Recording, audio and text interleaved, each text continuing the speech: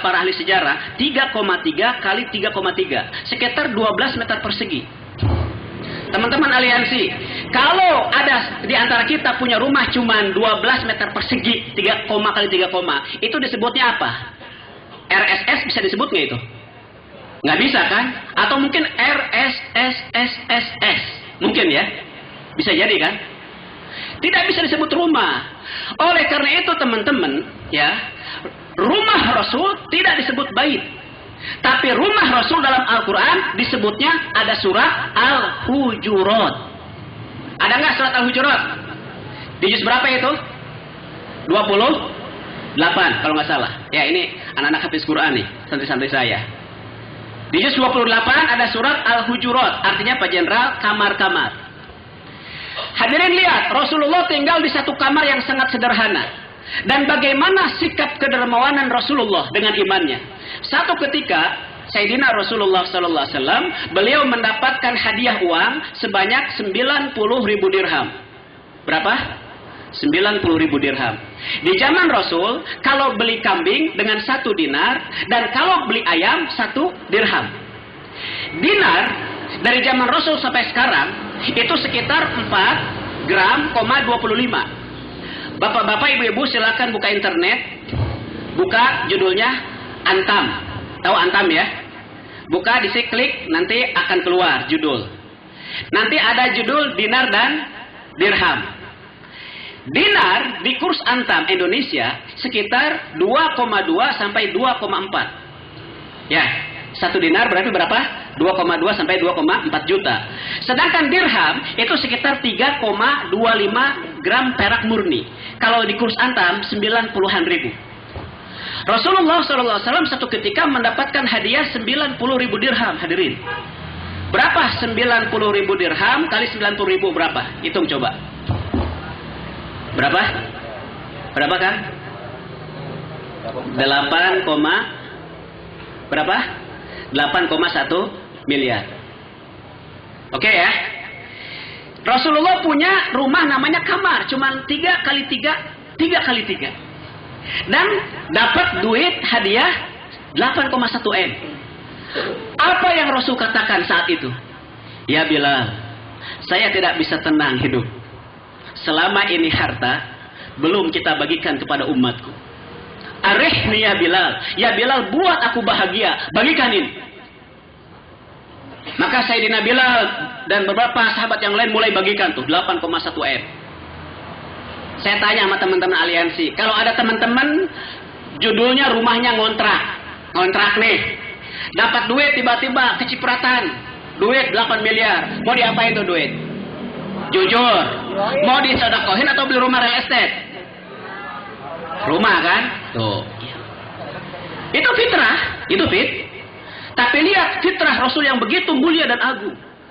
Rasul bahagia ketika punya harta untuk diinfakkan. 8 miliar lebih Rasul infakkan di hari itu. Allahu Akbar. Rasul bahagia ketika harta diberikan habis. Hari ini kita bahagia kalau kita mengumpulkan harta. Dan ketika harta sedikit sudah mulai ketar-ketir, terutama akhir bulan. Beras tinggal 1/4 karung, duit tinggal 20.000. Pusing gak yang ada biker? Wah, gimana nih saya mau nongkrong ini? Gimana bensinnya? Pusing dia, ya enggak?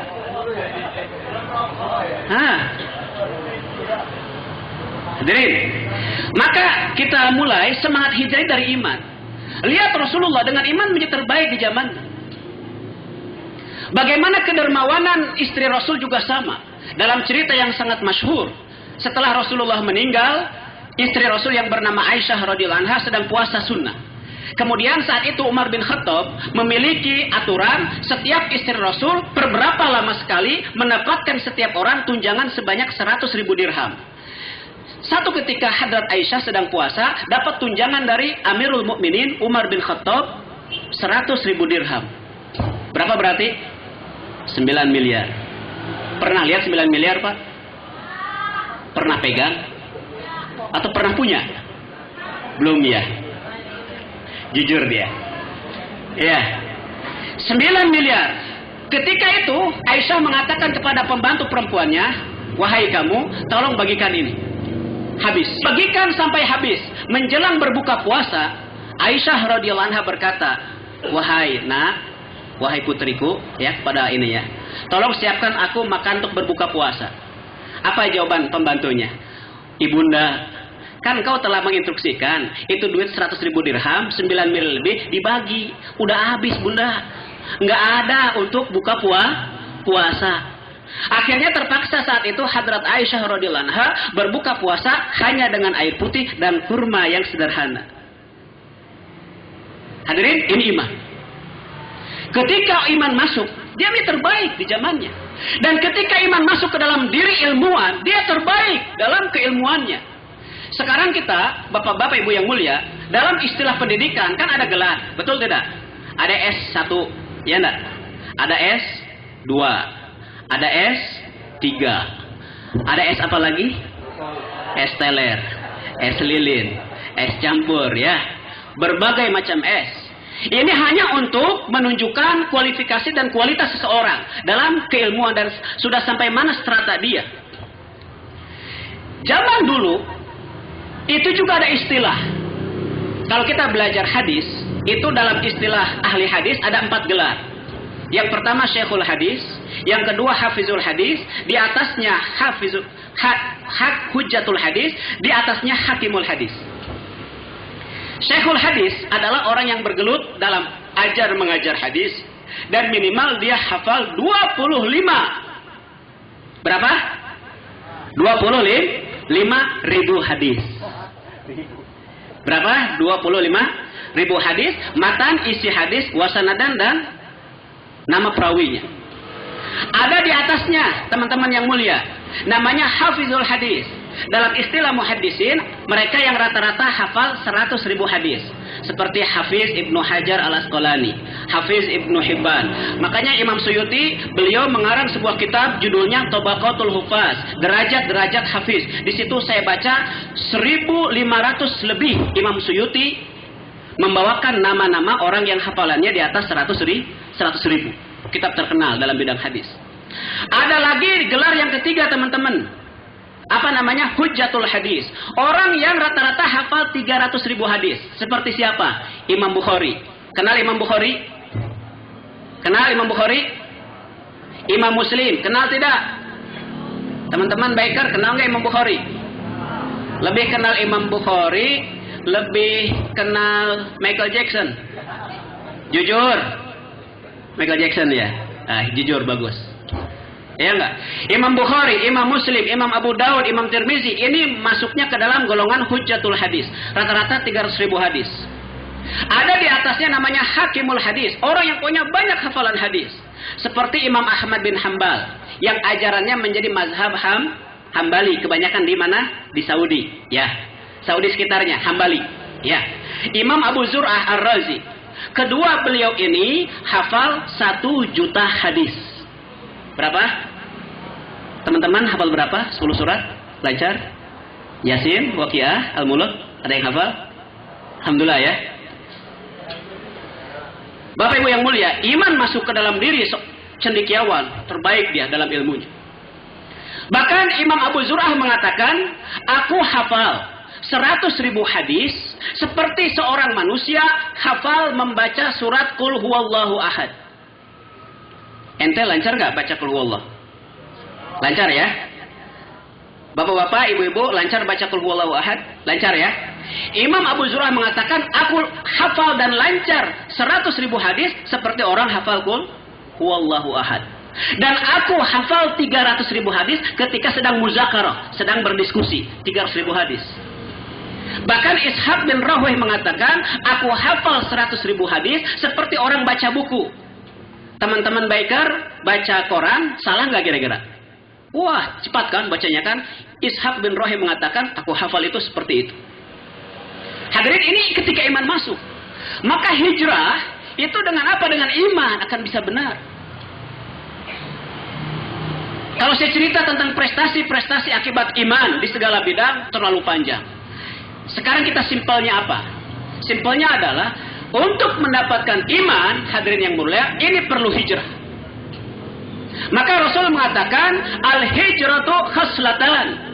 Ihdahuma hajrus sayyi'at wal ukhra an yuhajir ilallahi wa rasulih. Rasul mengatakan hijrah terbagi dua. Yang pertama, hijrah meninggalkan segala bentuk keburukan. Yang tadinya tidak suka sholat, masuk Muharram, jadi ahli sholat. Yang tadinya nggak suka sedekah, pelit, kikir, pedit, cap jahe, masuk bulan Muharram, jadi apa? Dermawan. Ya, yang tadinya suka berzina, judi, mabok, nondai, jangan saling nunjuk, jangan nih, aib ini masalahnya, ya, nggak usah.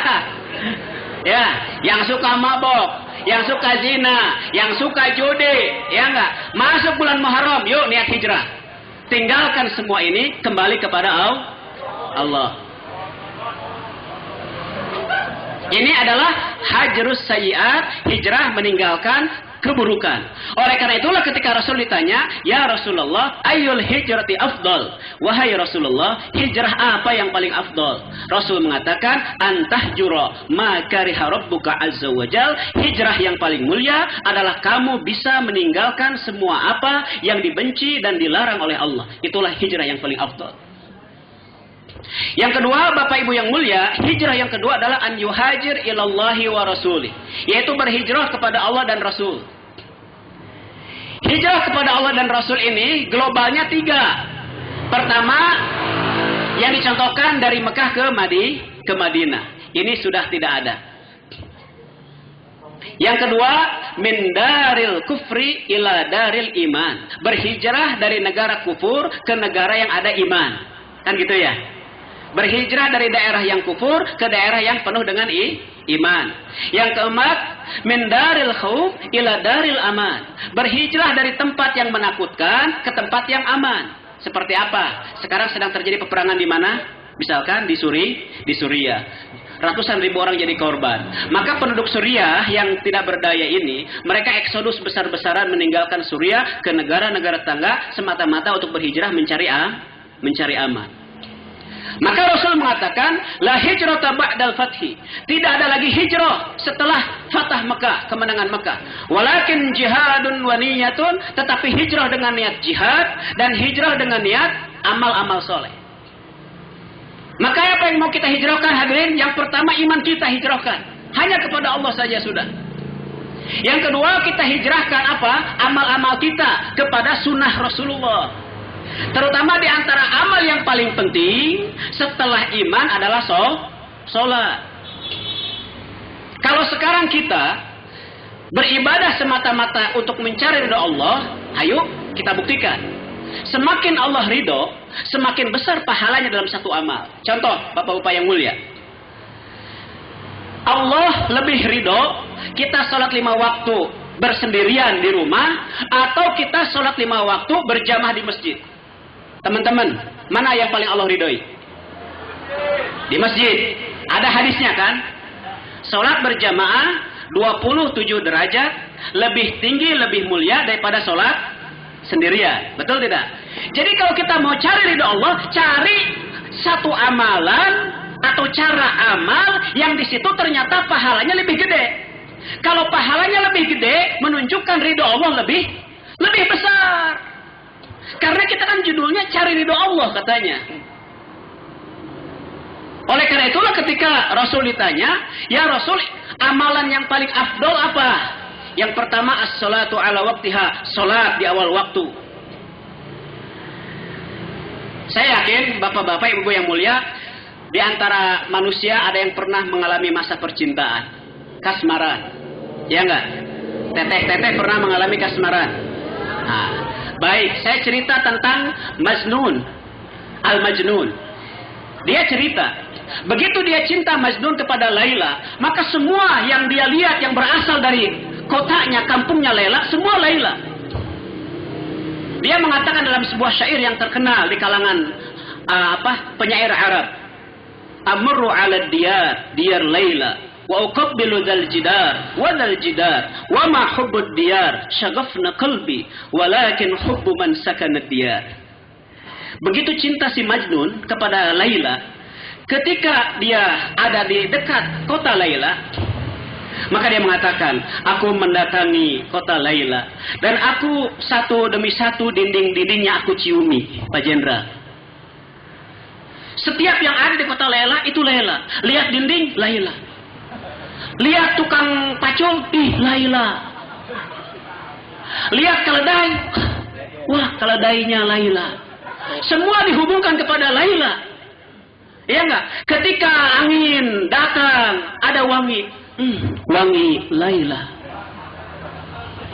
Semua dihubungkan ke Laila.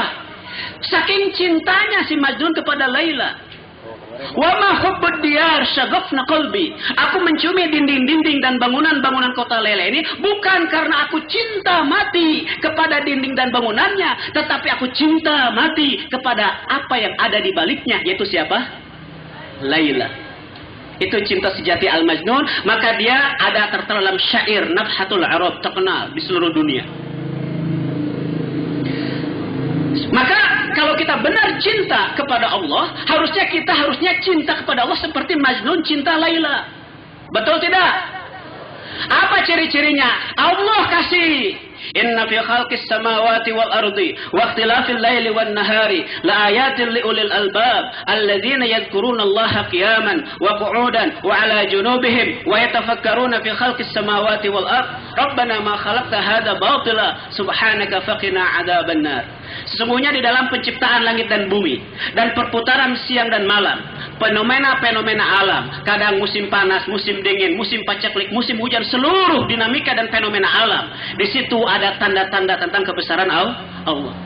Lihat langit, Allah. Lihat bumi, Allah. Kan itu ya? Dapat senang, Allah. Dapat susah, Allah. Kan gitu ya? Lagi untung, Allah. Lagi rugi, Allah. Lagi nyungsep, Baikar lagi nyungsep apa? Allah.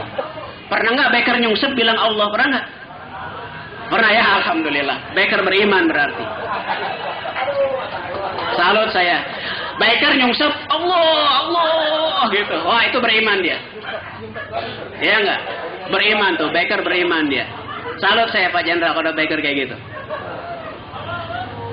Maka ulama mengatakan ta'sil ilaha wa tudhiru hubbahu hadha la'umri fil fi'ali badi'u in kana hubbuka sadiqan la ata'tahu innal muhibba liman yuhibbu muti. Engkau mengatakan cinta sama Allah tapi dengan terang-terangan engkau bermaksiat di hadapan Allah. Sungguh ini perkara yang sangat mengherankan. Jikalau benar cintamu tulus dan suci hanya kepada Allah, pasti dan pasti kamu akan mentaati Allah karena sang pencinta senantiasa mentaati siapa yang dia cinta. Saya mau tanya kepada teteh-teteh dan akang-akang yang masih bujangan. Kalau teteh-teteh dan akang-akang misalkan nih, dulu di zaman jahiliyah. Jangan jahiliyah dulu ya. Sekarang kan bulan Muharram nih pada taubat nih. Ya kan? Dulu ketika masa jahiliyah, janjian dengan pacarnya misalkan. Janjian di mana yang terkenal di sini? Kuburan. Terserah di mana. Ya. Di sana di supermarket Depok, supermarket Margonda misalkan. Jam berapa kita janjian? Jam 3 sore. Saya mau tanya sama teteh-teteh. Teteh-teteh kalau janjian jam 3 sore dengan kekasihnya misalkan, di zaman jahiliyah dulu. Itu datangnya sebelum jam 3 atau nanti jam 7 malam? Akang-akang jam berapa datangnya biasanya? Pasti sebelum jam 3. Karena tidak ingin mengecewakan yang dia cinta. Kalau kita kepada orang yang kita cintai bisa datang sebelum waktu. Sekarang saya tanya, waktunya sholat. Akan teteh-teteh di awal waktu atau tidak? Lagi di jalan Baikar urusannya. Ya enggak? Kalau kita cinta Allah, kita akan hadir di rumah Allah di awal waktu. Ya enggak? Kenapa sebabnya? Karena Allah cinta kepada kita. Dan kita cinta sama Allah dengan mempraktekkan seperti ini. Salat di awal waktu. Sehingga Rasul mengatakan, Man alifal masjid alifahullah. Siapa yang cinta masjid, Allah cinta sama dia. Di dalam hadis sahih dikatakan, Al-masjidu baitu kulli taqiyyin. Masjid itu rumah bagi setiap orang yang bertakwa. Wa takaffalallahu liman kana al-masjidu baitahu. Dan Allah memberikan 5 jaminan kepada siapapun yang masjid dia seperti rumahnya. Bagaimana maksudnya masjid adalah rumahnya?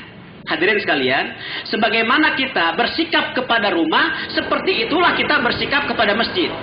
Kalau kita memberikan waktu, harta, pengorbanan diri dan sebagainya untuk rumah, seperti itu juga kita memberikan perhatian kepada masjid dengan diri kita, waktu kita dan harta kita di jalan Allah.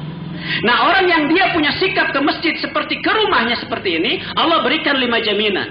Yang pertama birrauhi, dengan jaminan kebahagiaan.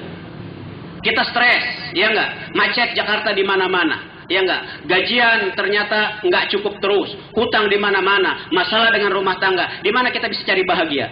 Hanya dengan datang ke masjid. Bilang, ya Allah, serahkan semua sama Allah, maka Allah berikan bahagia. Yang kedua, warahmati, Allah berikan jaminan rahmat Allah. Yang ketiga, wal jawazi ala sirat, orang yang jadi ahli masjid, Allah berikan jaminan bisa melintasi sirat. Yang keempat, ila ridwanillah, orang yang suka ahli masjid, dia suka duduk di masjid, 5 waktu berjamaah di masjid, dapat jaminan ridha Allah. Dan yang terakhir, ilal jannati, ahli masjid dapat jaminan surga Allah. Sekarang pertanyaan saya, bapak-bapak yang suka sholat ke masjid, 5 kali sholat ke masjid, berapa waktu diperlukan? Taruhlah satu sholat 20 menit ya, misalkan Pak ya. Berarti kalau sekarang kita 5 kali sholat dikali 20 menit berapa jadinya? 100 menit kan? Hanya 1,5 jam lebih kurang lebih.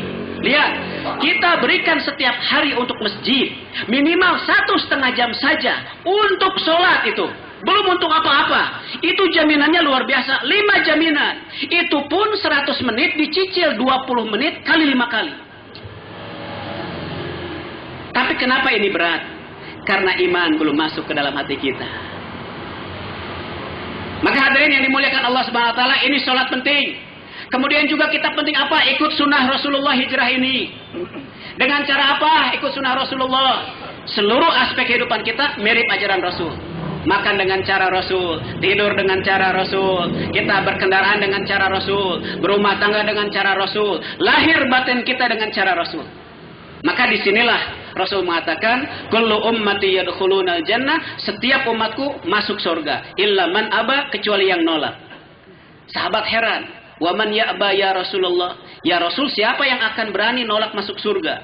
Beliau mengatakan, man ata'ani dakhalal jannah, barang siapa yang mentaati ajaran yang aku bawa, dia pasti masuk surga. Wa man asani faqad aba, barang siapa yang menentang, melanggar ajaran yang aku bawa, dia menolak masuk surga.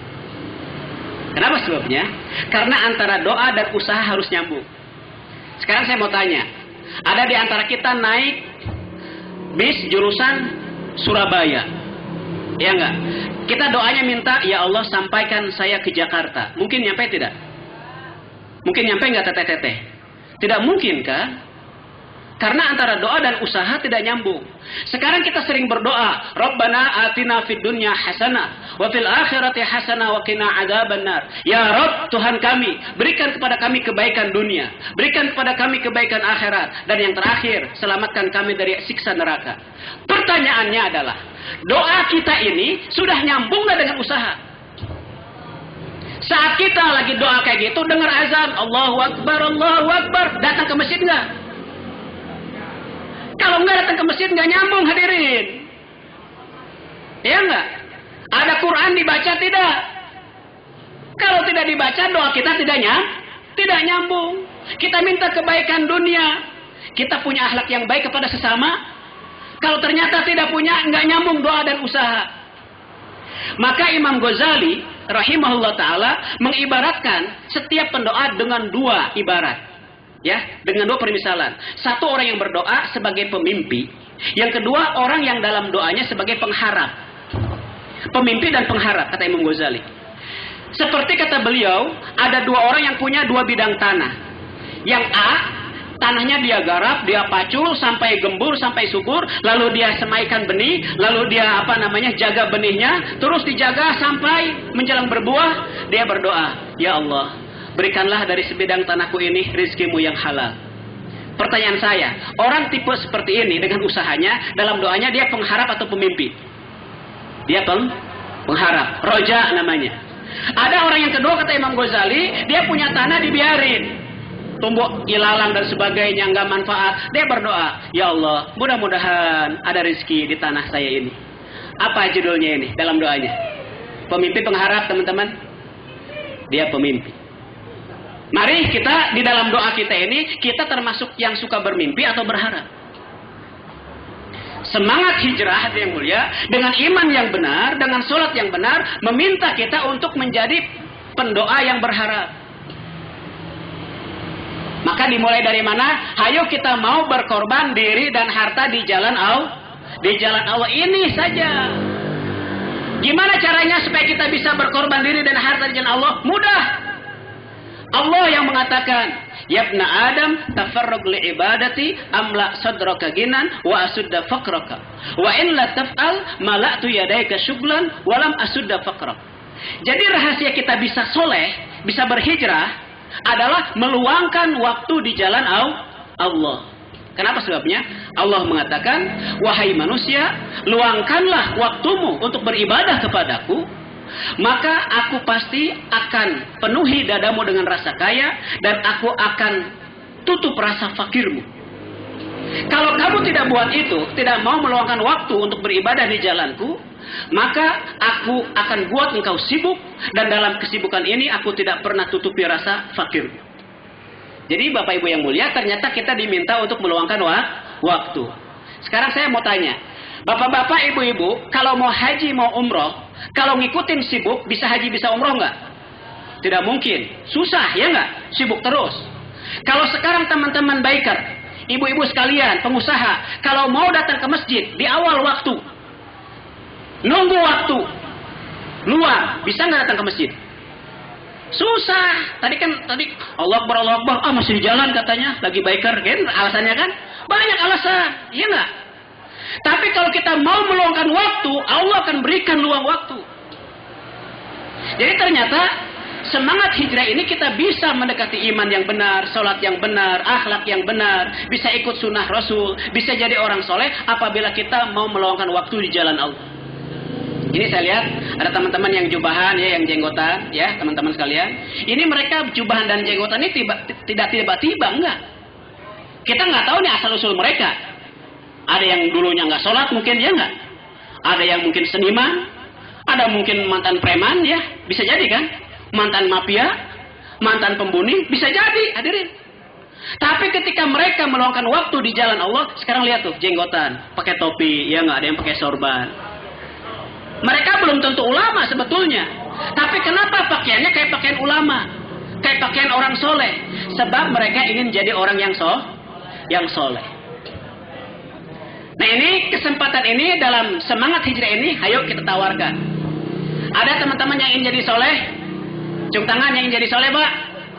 Nyacung tangan aja sulit banget. Acung tangan jadi soleh? Boleh.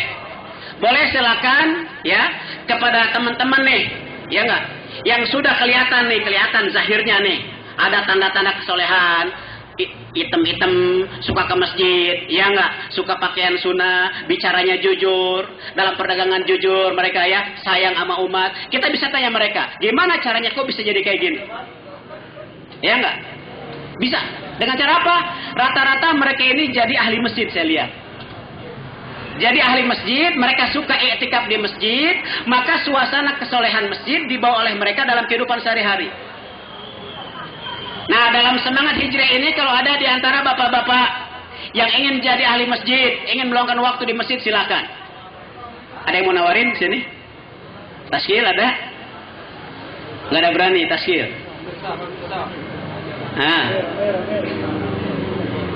Silakan hadirin, ayo. Jadi ternyata kata ulama, di zaman yang penuh fitnah ini, tempat yang paling selamat cuman masjid. Tempat yang paling selamat cuman masjid.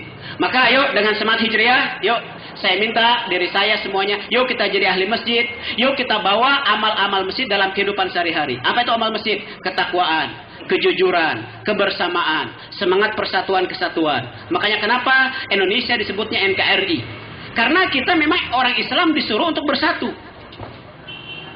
Ketakwaan, rasa kasih sayang, rasa empati, rasa tolong menolong. Ini ada dalam semangat masjid, dibawa dalam kehidupan sehari-hari, maka semua dirahmati oleh Allah. Hadirin yang dimuliakan Allah Subhanahu wa taala, oleh karena itulah dalam semangat hijrah ini, mari satu, kita hijrahkan visi misi kita. Yang tadinya cuman keduniaan saja, yuk sekarang kita tuju dunia yang baik dan kebaikan akhirat. Ayo. Yang kedua, kita hijrahkan cara-cara hidup kita. Yang tadinya jauh dari ajaran Rasulullah, yuk sekarang kita kepada ajaran Rasulullah yang betul.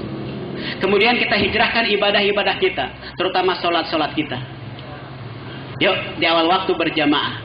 Bagi kaum laki-laki dan bagi kaum wanita, di awal waktu, baik bisa berjamaah maupun di rumah masing-masing, dan itu lebih afdal. Kemudian yang ketiga, hadirin mulia, semangat hijrah adalah semangat perbaikan muamalah, sistem ekonomi, supaya kita halalan thayyibah, tidak ada KKN, korupsi sebagainya. Rasul mengatakan, seorang yang punya baju seharga 10 dirham, 9 dirhamnya halal, 1 dirhamnya haram, maka dipakai sholat, sholatnya nggak diterima sama Allah.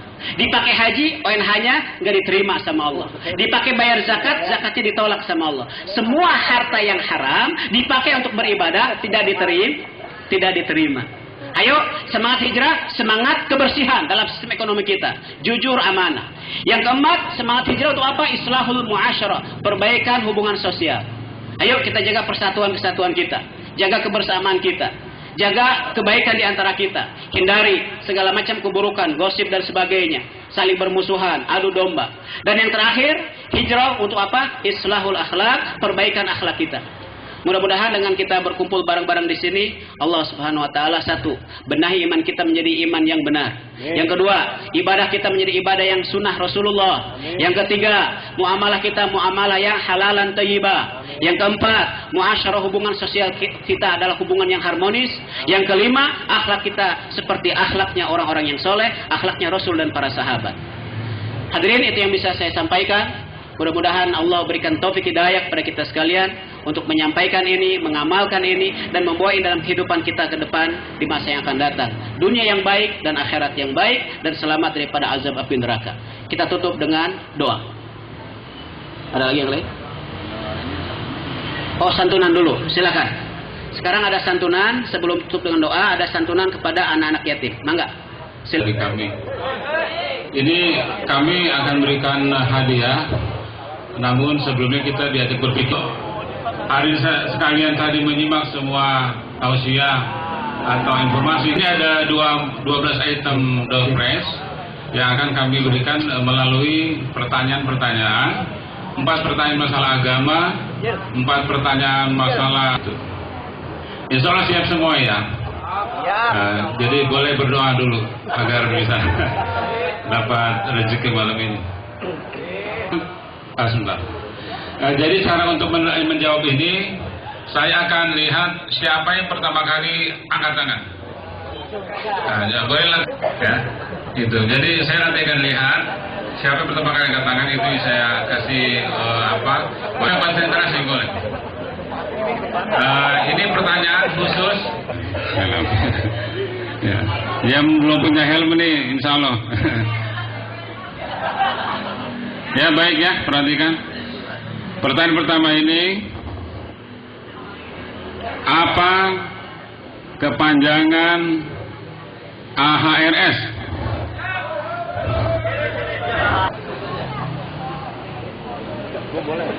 Insya Allah.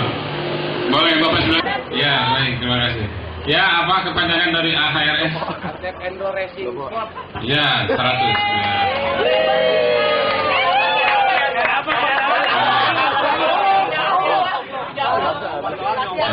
Boleh langsung dulu.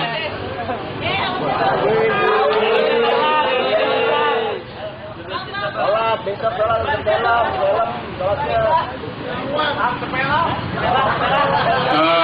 pertanyaan keduanya, ini karena ada ibu-ibu ya. Nah, ini ibu-ibu harus kita perhatikan karena sebab beliau kita semua ada di dunia ini. Boleh ibu-ibu ya, perhatikan ini. Jadi saya akan ambil yang pertama kali acungkan tangannya. Perhatikan, siapa pemilik PT AHRS? Ini ya oke, tenang. Boleh Mbak yang pakai jilbab hijau? Baik.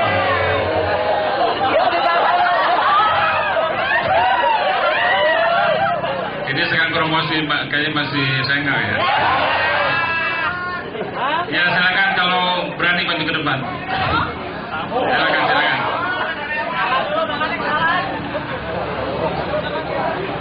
Ya.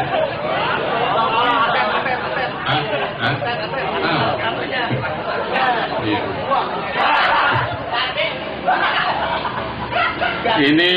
Ini Mas yang membawa acara katanya suruh jawab dulu. Siapa nama pemiliknya? Adek. Aduh. Perkenalkan, nama saya Vinta dari apa jawabannya? Oh, Bapak Asep Hendro. Yeay. Pak Ustadz mohon dimaklumi Pak Ustadz ya kalau sedikit acaranya sedikit ceria.